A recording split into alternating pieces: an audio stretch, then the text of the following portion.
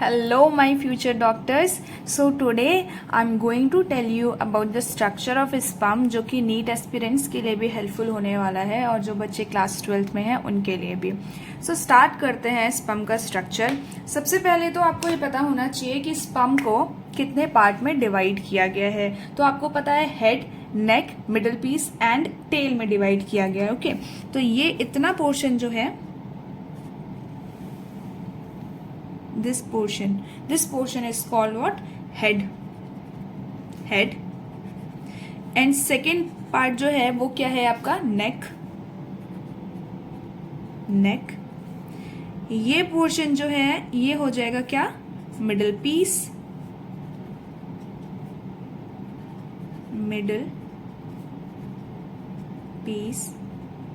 And जो last है वो क्या है? टेल.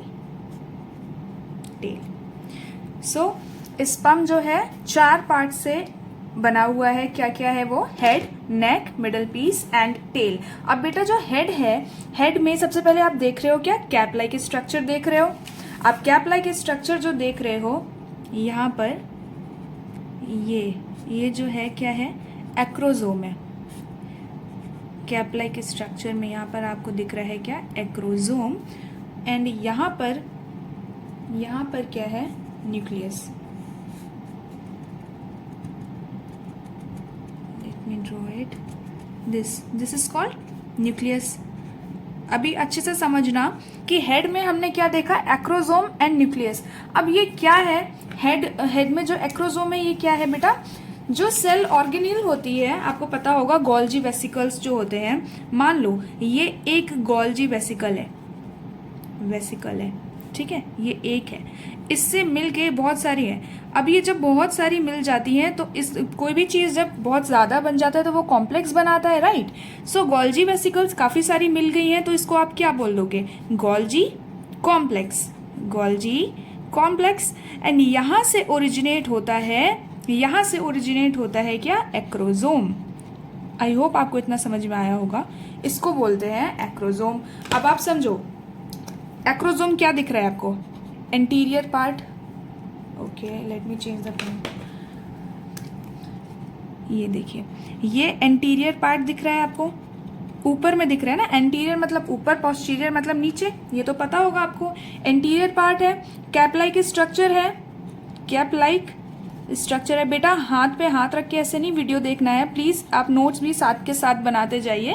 कैप लाइक स्ट्रक्चर है, एंटीरियर पोर्शन है और इसमें बहुत ही इंपॉर्टेंट एंजाइम्स होते हैं जो कि नेक्स्ट वीडियो में जब हम फर्टिलाइजेशन वाला प्रोसेस देखेंगे तो आपको अच्छे से उसमें समझ में आएगा. अभी सिर्फ स्ट्रक्चर ऑफ स्पर्म देखिए. इसमें कुछ एंजाइम्स होते हैं जो कि स्पर्म को हेल्प करते हैं to fertilize an egg. Okay, so basically acrosome का काम क्या हो गया? फंक्शन क्या हो गया? Help sperm to enter and fertilize an egg. बस इतना आपको एक्रोजोम में याद रखना है. ना इससे ज़्यादा ना इससे कम. हाँ, ज़्यादा पढ़ सकते हो तो वो तो हमेशा बेनिफिशियल ही रहेगा, पर नीट के लिए आप इतना तो पढ़ोगे ही पढ़ोगे. एक्रोजोम समझ में आ गया आपको. नेक्स्ट है यहाँ पर न्यूक्लियस के बाद में जो नेक है, इस नेक में सेंट्रियोल देखने को मिलते हैं. यहाँ पर सेंट्रियोल देखने को मिल रहे हैं. तो बेटा ये जो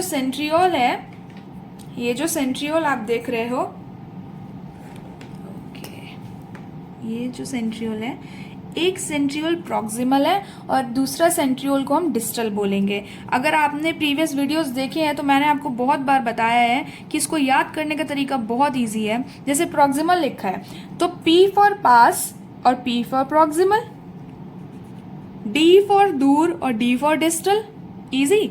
तो एक हो गया प्रॉक्सिमल सेंट्रियोल और दूसरा हो गया डिस्टल सेंट्रियोल.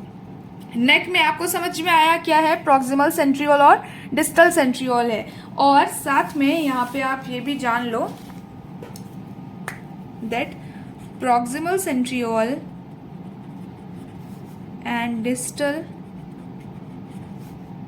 सेंट्रियोल, इसी से सेंट्रियोल याद रखना बेटा. ठीक है। तो प्रॉक्सिमल और डिस्टल में क्या याद रखोगे, मैंने अभी बताया आपको, पी फॉर पास है ना, तो क्या हो जाएगा, किसके पास, न्यूक्लियस के पास है ना, near the nucleus, near the nucleus. ठीक है, और साथ में आपको इसका काम भी याद रखना है। काम क्या है कि जब क्लीवेज होता है फर्टिलाइज्ड ओवम में, जो पहला क्लीवेज होता है उसमें प्रॉक्सिमल सेंट्रियोल का मेजर रोल प्ले होता है। ठीक है, तो play major role in first cleavage, first cleavage of fertilized ovum. और डिस्टल सेंट्रियोल, जैसे ये नियर द न्यूक्लियस है, तो डिस्टल सेंट्रियोल क्या होगा, अवे फ्रॉम न्यूक्लियस। मैं इसको यहाँ पर लिख देती हूँ, away from nucleus, right. And इसका फंक्शन क्या होगा भाई, इसका फंक्शन होगा टेल बनाना, और टेल किससे बनी हुई है, एक्सियल फिलामेंट से। तो ये क्या करता है, एक्सियल फिलामेंट बनाता है, एक्सियल फिलामेंट बनाएगा। ठीक है, एक तो क्या इसका आपको पोजीशन समझ में आ गया कि कौन नियर द न्यूक्लियस है और कौन अवे फ्रॉम न्यूक्लियस है, और दूसरे पॉइंट में मैंने आपको इसका फंक्शन भी बता दिया। आई होप आपको इतना समझ में आया है। प्रॉक्सिमल और डिस्टल सेंट्रियोल होने के बाद में यहाँ पर जो आप देख रहे हो, ये जो आप यहाँ पर मिडिल पीस में देखते हो, स्पाइरली अरेंज्ड इधर पर कुछ आपको देखने को मिलेगा। बताइए क्या होगा यहाँ पर प्रेजेंट, मिडिल पीस में क्या प्रेजेंट है, वेरी गुड, माइटोकॉन्ड्रिया, जो कि इस स्पर्म को एनर्जी देगा फॉर मूवमेंट। ठीक है, तो ये माइटोकॉन्ड्रिया है, इसमें याद रखना 25 to 30 स्पाइरली अरेंज्ड माइटोकॉन्ड्रिया यहाँ पर प्रेजेंट होते हैं, स्पाइरली अरेंज्ड। एग्जैक्ट आप ऐसा बोर्ड्स में बना के आ जाना ना, आपको फुल मार्क्स मिल जाएंगे इसमें। फिर लास्ट में क्या दिख रहा है यहाँ पर आपको, टेल। अभी मैंने बताया बेटा, कौन सा वाला सेंट्रियोल है जो एक्सियल फिलामेंट बनाता है, प्रॉक्सिमल या डिस्टल, अभी बताया मैंने आपको, डिस्टल सेंट्रियोल है जो एक्सियल फिलामेंट बनाता है ना। तो एक्सियल फिलामेंट यानी कि टेल, ये क्या हो गया, एक्सियल फिलामेंट,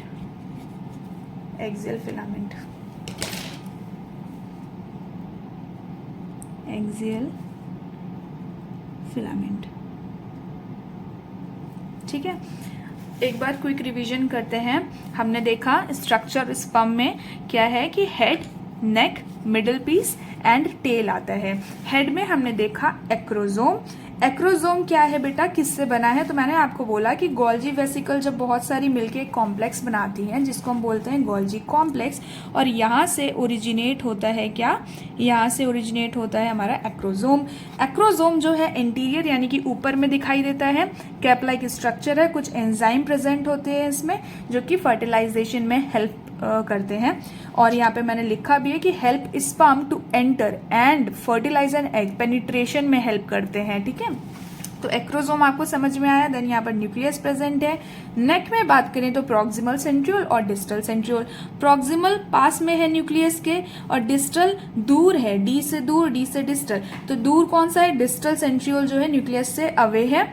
उसके बाद में मिडिल पीस देखा जिसमें माइटोकॉन्ड्रिया आता है, एंड देन हमने टेल देख लिया, एक्सियल फिलामेंट। अब जल्दी से मुझे बता दो कि पर इजैकुलेशन कितना स्पर्म काउंट होता है,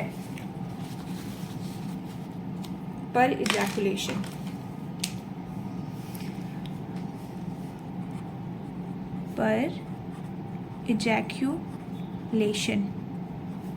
पर इजैकुलेशन कितना होता है। तो याद रखोगे, पर इजैकुलेशन अगर पूछेगा तो आप कितना बोलोगे, 200 to 300 million sperm, 200 to 300 million sperm. ये बहुत इंपॉर्टेंट है बेटा, याद कर लो इसको, 200 to 300 मिलियन स्पर्म पर इजैकुलेशन अगर पूछा जाएगा कि एक बार अगर मेल इजैकुलेट करता है तो इतना स्पर्म रिलीज होना चाहिए।